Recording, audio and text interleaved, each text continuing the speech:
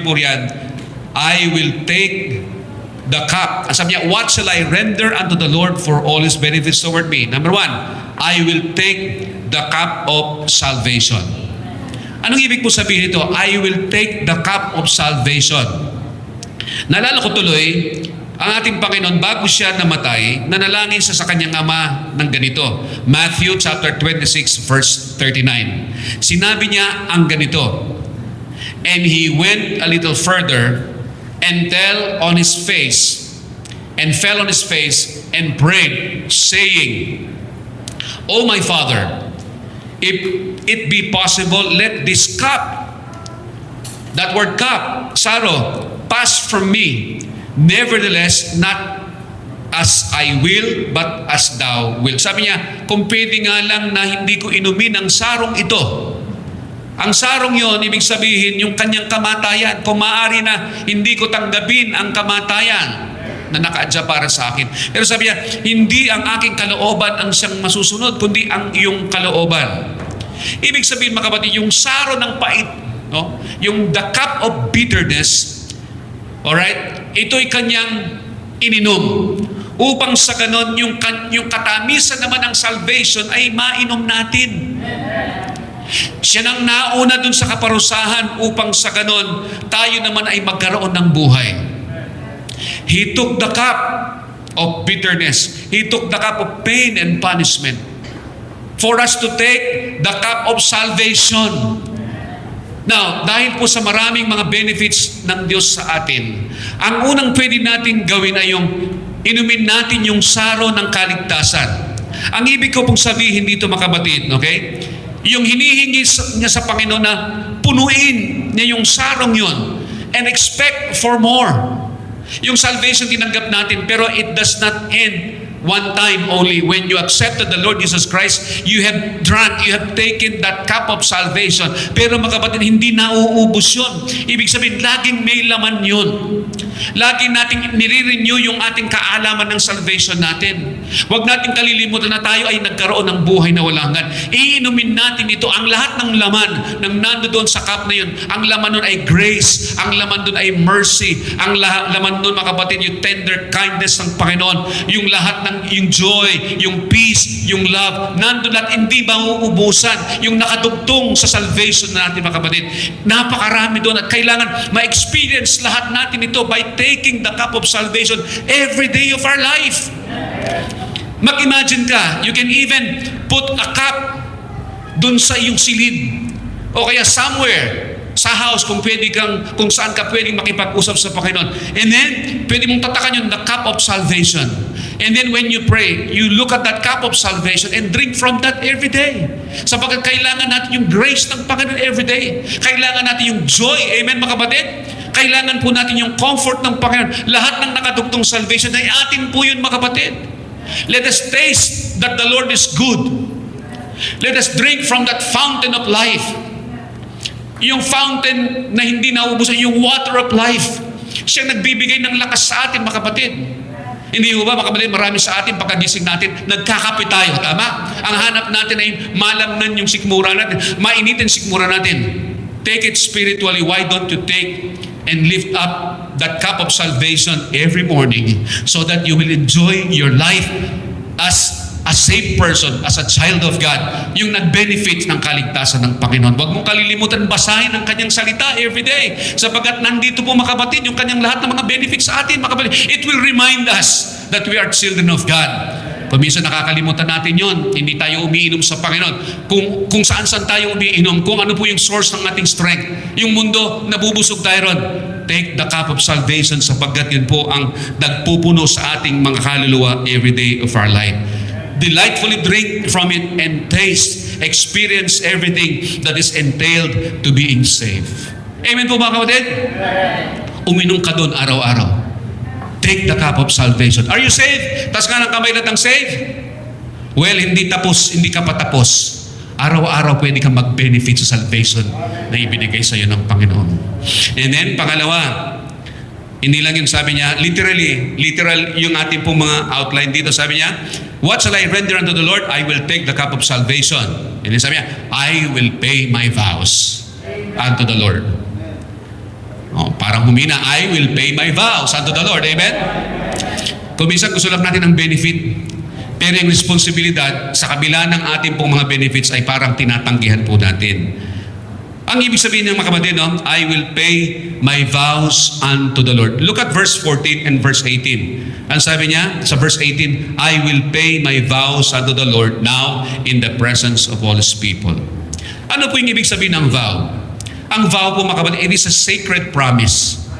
It's not only a promise, but it is a sacred promise. It is between you and God. Pagka nangako ka, I may promise something to any one of you, and I may break that promise. Pero when I vow, it is a promise made to God. Ibig sabihin mga kapatid, ito isang banal na pangako. At pagka tayo nangako, of course, ini-expect ng Panginoon na i-fulfill po natin yung sacred promise na yun. It's like making a covenant with the Lord. Ang sabi ng I will, yung salitang I will, has the intention of being faithful to the promise in times of distress, sickness, or death. Naalala mo kung kailan ka nangako? Kailan laging nangangako? Kailan madalas mangako ang isang Kristiyano? Pagka siya ay nasa trouble. Siya ay nagigipit. May struggle. Tama? Sasabihin natin, Lord, pagalingin mo lang ako. And then follows the promise. Tama ba kapatid? Lord, makapasa lang ako. Lord, pagpalain mo lang ako. Lord, matanggap lang ako sa trabaho na ito. Lord, sagutin lang ako ng aking nililiyag. Ba't nakatingin lahat kayo kay Pastor Jovan? Okay? Hindi ba marami tayong pinangangako sa Diyos? I remember when I was dying in that hospital, ano yung pangako ko? Lord, pagalingin mo lang ako. I'm ready to face you. Pero if you will heal me, I promise that kahit saan ako ipadala, ipangangaral ko ang salita mo, wala akong tatanggihan na pangangaral ng salita mo. That was my promise. Kayo, naalala niyo ba kung kailan kayo nangako? Alam niyo, every time mga kapatid na tayo ay yuyuko dito, o kaya sa mga upuan ninyo, kung minsan may pangako tayo sa Panginoon, Lord, isinusuko ko na po ito. Nangangako po ako na ako'y magbabago. Di ba, mga kapatid? Mga kapatid, hindi lang po salita yan, kundi yan ay narinig ng ating Diyos. At pagka yan, mga kapatid, nag-travel doon sa langit, narinig ng Panginoon sa trono, ibig sabihin, mga kapatid, ay ina-accept niya yan na bilang covenant mo sa Kanya. Kaya kung may pinangako tayo, mga kapatid, huwag nating bibiguin yung naghihintay na matupad yung ating mga pangako. Amen po mga kapatid? Kailangan yung intention natin to fulfill it. Ibig sabihin, everything in us, lahat ng nasa atin, lahat ng effort, lahat ng energy, lahat ng resources natin gagamitin natin para matupad po natin yung mga pangako natin. Amen mga kapatid? May mga nangako sa inyo, maglilingkod ako sa Panginoon, mag-aaral ako sa Bible College, pero maya't maya nakalimutan na natin yung ating mga pangako sa Panginoon. Lord, ibibigay ko po ito mo, matanggap lang ako sa aking trabaho ito. Ibibigay ko po yung aking ibibigay ko po yung aking grace giving, ibibigay po yung ang dami na nating pinangako sa Panginoon. Pero ilan sa mga pangako natin, ang binigo natin ang Diyos.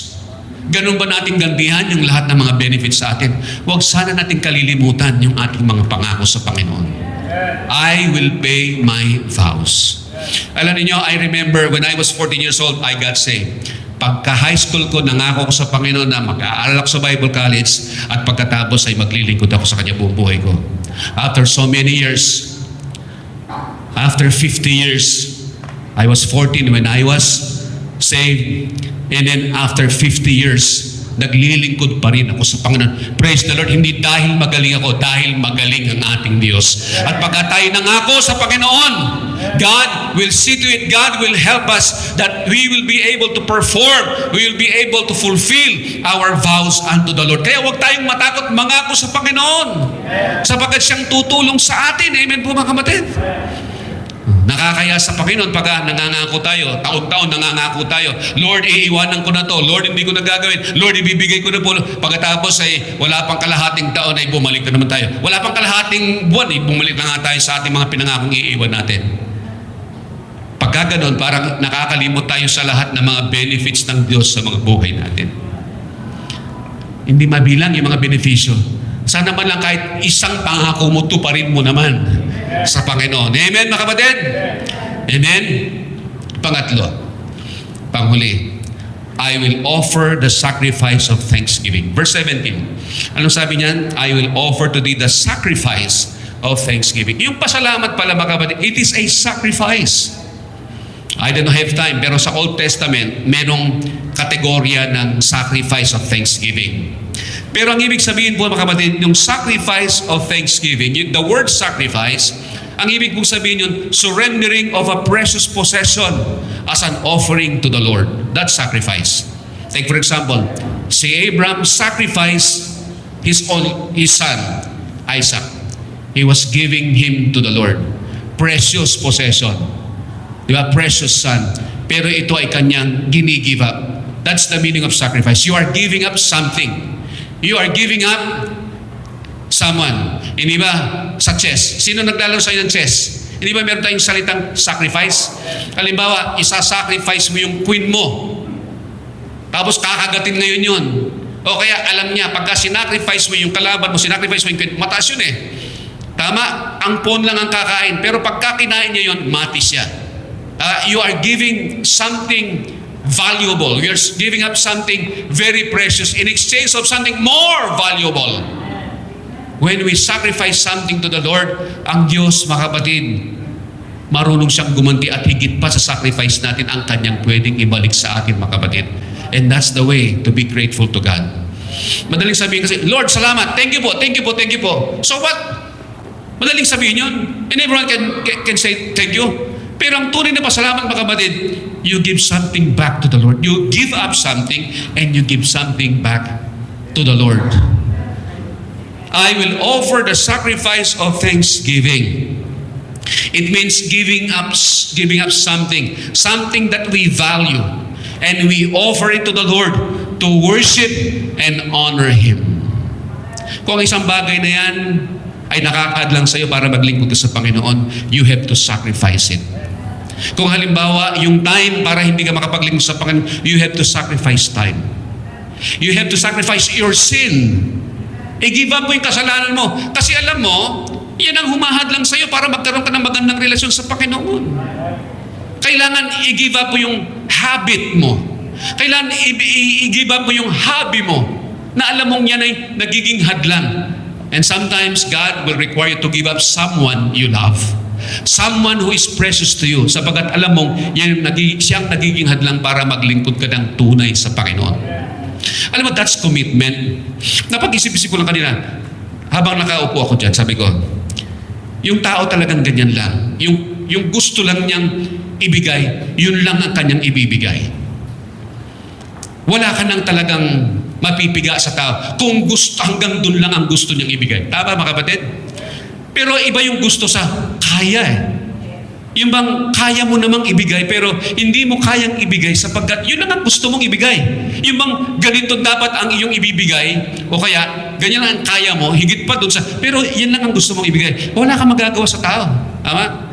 So sometimes we cannot sacrifice something sapagkat ayaw talaga nating i-sacrifice. Kung hanggang saan lang yung gusto natin, yun lang ang mabibigay. Let's take for example time. Let's say for example our tithes. Yung ating mga offerings, yung ating talents. Pagka isang tao, hanggang dito lang ang gusto niyang ibigay, hindi mo siya mapipil. As a pastor, I learned that many years ago, na hindi mo mapipilit ang isang membro kung ganyan lang talaga ang gusto niyang gawin. Pero ang tanong, kaya ba niyang ibigay niya? Yes, kaya niyang higitan pa yun. Kaya lang, hindi niya ibibigay sapagkat hanggang dito lang yung gusto niyang ibigay. Pero when it comes to sacrifice of thanksgiving, mga kapatid, kung talagang ang tao ay nagpapasalamat sa Panginoon, ibibigay niya yung hindi lang niya gusto, kundi kung anong kaya ng Diyos because God is able. Ang Diyos ang tutulong sa Kanya. Notice verse 19 and 14. Okay? Ulitin natin. Verse 14 and 19. Ang sabi niya riyan, I will pay my vows unto the Lord now in the presence of all His people. Kailangan merong witness sa mga ginagawa mo sa Panginoon. Kaya nga, the community of believers is very important. Sapagkat someone or something can hold you accountable. Sinabi mong, I will give this to the Lord. I will offer the sacrifice of thanksgiving. I will pay my vows. I will take the cup of salvation. That is easy for you to say individually. But for you to be able to fulfill everything, you need someone to hold you accountable. Kaya nga mayroong church, mga kapatid. Kaya nga we make our vows and take the group as a witness to us. Kasi alam niyo, mas maganda yun yung nangako kang merong nakarinig para sa ganun matandaan mo na merong nanonood sa iyo. At ang pangunahing nanonood sa atin, mga kapatid, yung mga asawa natin, yung mga anak natin. At gusto natin ipakita sa kanilang harapan na tayo ay mag-fulfill ng mga vows natin sapagkat we are faithful and someone up there, and that is the Lord God, who makes us faithful, who count us faithful. Hindi tayo faithful, pero binilang tayong maging tapat para sa Kanya para ma-fulfill natin yung ating pong mga sacrifices and duties sa Kanya. Amen, mga kapatid? And in closing, sagutin nyo nga ako, mga kapatid, without the Lord, will we have everything we enjoy in this life? Sagutin nyo ako. No. Ulitin ko, kung wala ang Diyos, may enjoy ba natin ang lahat ng na-enjoy natin sa buhay na ito? Hindi natin may enjoy yung ating pong tinatamasa ngayong araw na ito at sa mga nagdaang mga araw at sa mga darating pang mga taon. Kaya walang pwedeng mabuhay na wala ang Panginoon. Sa daming benefisyong natatanggap natin, ang lahat ng yan ay galing po sa ating lumikha at tagapagligtas. Now in closing, this is what you can do. Balik tayo sa 103 verse 2. 103 verse 2. And this is our closing. Ang sabi niya riyan, 103 verse 2. Verse 1, bless the Lord, O my soul, and all that is within me. Bless His holy name. Bless the Lord, O my soul, and forget not all His benefits. The first thing that you can do, remember the Lord always and His benefits toward you. Huwag nating malilimutan yung mga benefits ng Diyos sa atin. Kasi ang tao pagka nakakalimot siya, nakakalimot na rin siyang magmahal. Tama, mga kapatid? Sa mag-asawa na lang, pagka nalimutan mo yung vow mo sa asawa mo, nung ikinasal kayo, nababawasan yung pag-ibig. Pagka nalimutan mo na kung saan mo nakilala, balikan mo lang kung saan kayo nagkakilala. Babalik lahat yung pagmamahal mo, yung feelings sa Kanya, yung commitment mo sa Kanya. Kaya sa mag-asawa, dapat every day of our life, we always go back to the time when we exchange vows. Pag may mga problema, di ba? Ang mag-asawa pag may problema, gusto maghiwalay. Pero kung yung mag-asawa niya kahit nag-aaway sila, kung babalikan lang nila yung mga benefits ng pagkakaroon ng asawa, yung mga vows sa bawat isa, yung sacrifices na kanilang ginawa na magkasama, hindi magkakahiwalay yan. Pero siyempre, I'm not a judge. Ang Diyos lang ang makakaalam ng lahat ng bagay. Pero mga kapatid, pagdating sa Panginoon, please do not forget all the benefits that the Lord has given you. Remember the benefits of the Lord towards you. Number 2, ang sabi doon sa 116 verse 7, balik tayo doon. Ang sabi doon, verse 7, return unto thy rest. Return to the Lord. Araw-araw dapat bumabalik ka sa Diyos. Amen? Lumalayo tayo sa Diyos eh. And thank God for those who return today sa church. Amen, mga kapatid? Salamat sa mga bumalik.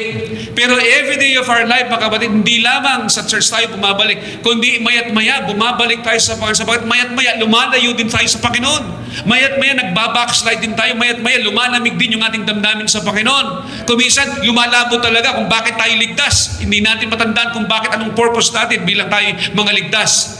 Kaya dapat bumalik lagi tayo sa return to the Lord. Return your first love. Nanlalamig ka eh. Balikan mo lang yung unang pag-ibig mo.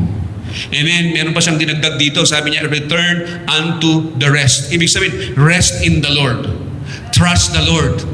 Lagi kang magtitiwala sa Panginoon. And then last 116 verse 9, and sabi, I will walk before the Lord in the land of the living. Remember the Lord always and His benefits toward you. Return to the Lord, rest in the Lord, and then live right. Dapat tama po yung buhay po natin, mga kapatid. So that we can say, Panginoon, ito po yung aking maibabalik sa iyo. Alam ko po kulang, hindi sapat sa lahat ng benefits na tinanggap mula sa iyo. Siguro mas maganda mga kapatid, itong last Sunday, itong ilang araw na lang para matapos yung 2024. Alalahanin natin ang lahat ng kabutihan ng Diyos sa buhay natin. Amen? As a family, siguro, bilang pangwakas na devotion ninyo, bago magbagong taon, bago kayo tumalon lahat para tumangkat kayo, siguro ay balikan ninyo yung mga i-mention nyo lahat. Mamutawi sa inyong mga labi yung lahat ng ginawa ng Panginoon. It will not take long. Siguro bago kayo mag-dinner, di ba? Sa New Year's Eve, di ba? Habang kayo ay nakandun, i-mention nyo na muna yung mga benefits ng Panginoon. And then, purihin nyo ang Diyos bilang isang family. Walang hiya-hiya, mga kapatid. Di ba? Kailangan maging malaya tayo. May liberty tayo para ihayag natin sa mga pandinig ng mga mahal natin sa buhay yung kabutihan ng Panginoon sa mga buhay natin. Magiging meaningful yun, tandaan ninyo. Sigurado magiging meaningful, magiging closer ang family pagka nagsama-sama kayong, sapagat yung glue ng family is Christ, mga kapatid. Siya po yung glue natin para tayo. Sa church naman, mga kapatid, sana ngayong mga sama-sama tayong magbanggit ng kabutihan ng Diyos. Kung saan tayo naroroon, purihin natin ng Panginoon. And then, bago matapos ang taon, bumalik kayo sa Panginoon.